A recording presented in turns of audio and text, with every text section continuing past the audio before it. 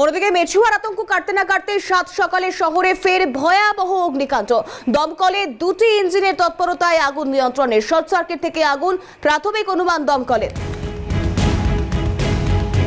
চিনার পার্কের সামনে একটি রেস্তোরাঁয় আগুন, ঘটনাস্থলে বাগুইআটি থানার পুলিশ।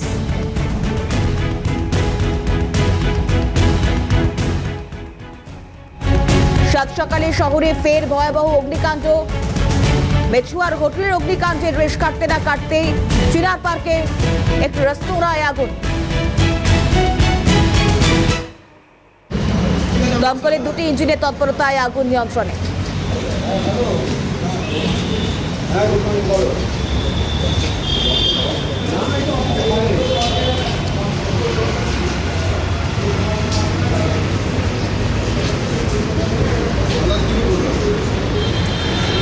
দীপাঞ্জনা সেখান থেকে কি ছবি তুলে ধরেছেন নজর থাকবে সেদিকে।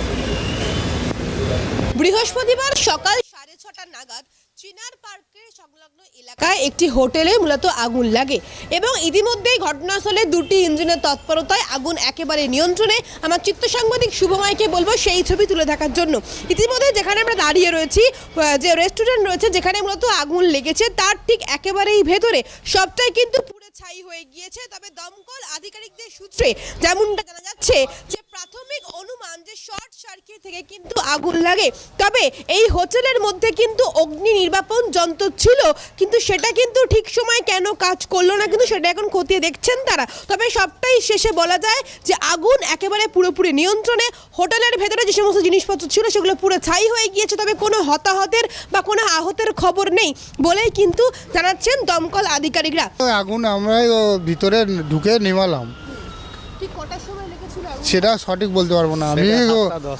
আমি ওদিক দিয়ে রিক্সা নিয়ে আসছিলাম, সেটা আমি চাই 7:10 হবে এরকম।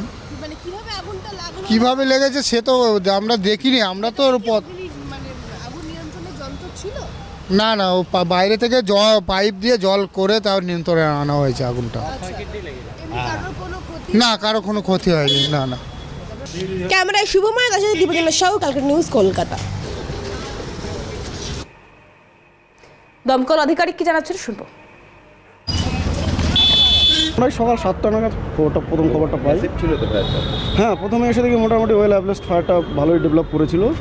যেহেতু এটা বন্ধ ছিল দোকানটা, এবার ভিতরে পুরো ধোঁয়াটা ভর্তি হয়ে গেছিলো, ফ্লেমটা ভর্তি হয়েছিল। যেখান থেকে ওপেনিং পেয়েছিল সেখান থেকে ফ্লেমটা বেরোচ্ছিলো। তো আমরা এসে দেখলাম যে হ্যাঁ ওয়েল অ্যাবলেস্ট হয়েছে।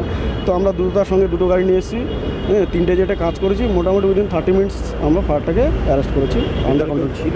না, ওই মুহূর্তে ভিতরে কেউ ছিল না, কিন্তু পুরো রেস্টুরেন্টটা প্যাকড আপ। আপনার ওদের ইউটেন্সিল আদার্স অ্যাক্সেসরিজগুলো ছিল পুরো প্যাকড আপ। হ্যাঁ, গ্যাস সিলিন্ডার ছিল। আমরা গ্যাস সিলিন্ডার সব বাইরে বের করে, এখন কন্ট্রোল, আন্ডার কন্ট্রোল পুরোপুরি। ফায়ার আউট হয়ে গেছে, কোনো ইঞ্জুরি